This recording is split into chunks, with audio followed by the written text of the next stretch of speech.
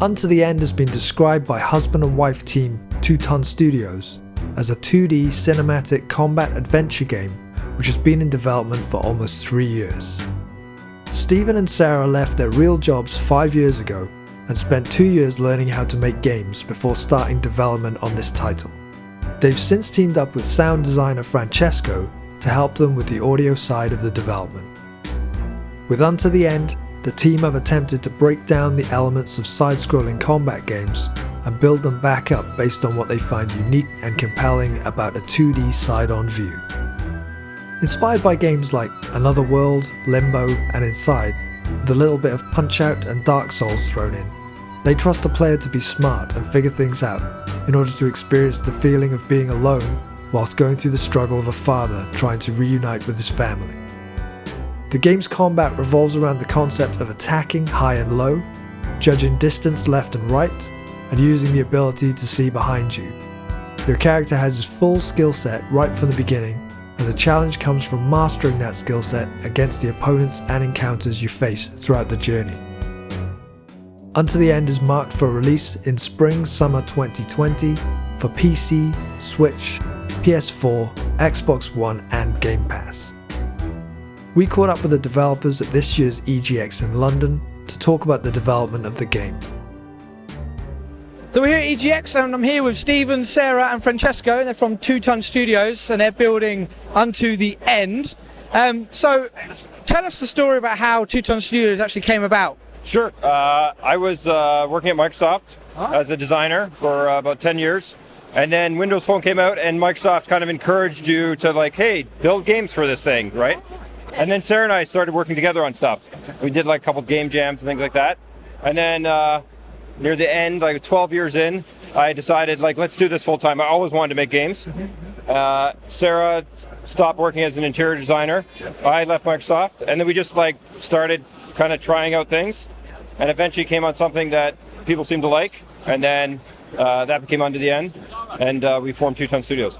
So how long have you actually been actively building Unto the End? Right now it's about 2.5 years, 3 years. Yeah, I'd say. The first 2 years we really were learning. A year and a half, 2 years, trying to just, get our feet under almost like going back to school. Yeah. You know, like going back to, like, I was a designer, Sarah did interior design, so you'd like take those skills, but making a game is definitely the most challenging thing I've ever tried to do. And so you have to like, there's no book really on how to do game design. It's like a black art and you really have to like learn all these things through trial and error, I found.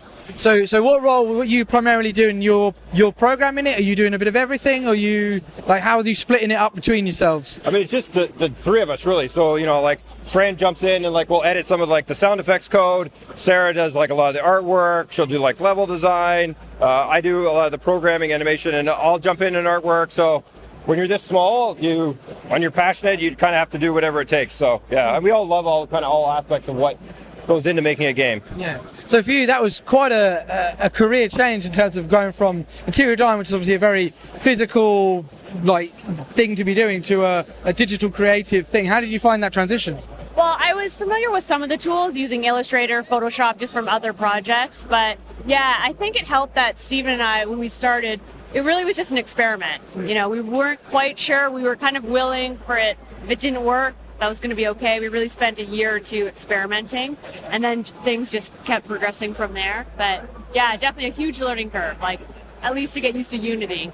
So Francesco, have you got similar to them, where you came from a very non-typical background, or have you gone straight into a more traditional path? I actually came from movies, cinemas, but always been involved in sound. So like since I was a kid, so now just sound for movies, sound for commercial, and then sound for video games. Yeah. So you do a fair bit of sort of distance collaboration, because obviously you're based in Italy and you're based in California. We've seen Francesco in the flight. Before we just thought he like existed and like shoulder off only. Oh, that's brilliant. So how do you find that kind of remote working? What sort of tools that you find most valuable in order to actually ensuring that success? I don't know. Skype, I guess, is like the only way we really chat. And then what's that one we use when we do voice sessions? Yeah, let's go Reaper, like the team viewers, like just a tool for sharing the screen and control the computer like remotely. That was pretty cool. All the voices in the game. Sarah is the voice of the mother, and then I do the voices of the father, and then we hired some actually Francesco does some voices of the father too. But our setup is very humble. Like we have a mattress like leaned up on the wall, and then we like put sheets over top of equipment, and then Francesco controls our computer from Italy. So yeah, we make it work. With a professional voice actor.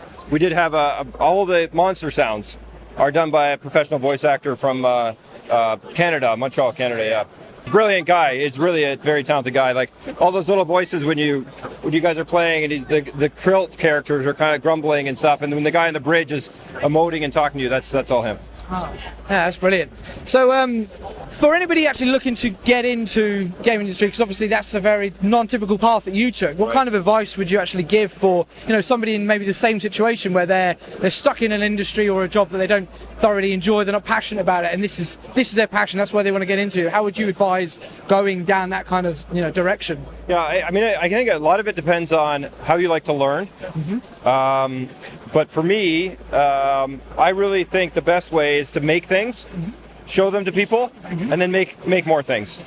It'd be much better to make like 100 really small things than one really great thing, because it's impossible to do the really great thing out of the gate. Like every single artist, creator ever had to work really, really hard and try and fail, and so that would be my advice. Get it out there, share it. There's tons of outlets out there now, and that's how you'll get better, I think. Absolutely. And even on the practical side, if you're working in some other industry, we self-funded for the first year and a half, 2 years. So save your money. Yeah, absolutely. Yeah. What about yourself? I think like read more books, go to art exhibitions, and maybe take a walk in nature. And I think it's a great thing. Absolutely, good advice. Get outside. That's brilliant. No, I appreciate that. Thank you very much for the advice. Hey. And have a great EGX. Thanks. Absolutely. Thanks. Bye-bye. Cheers, guys.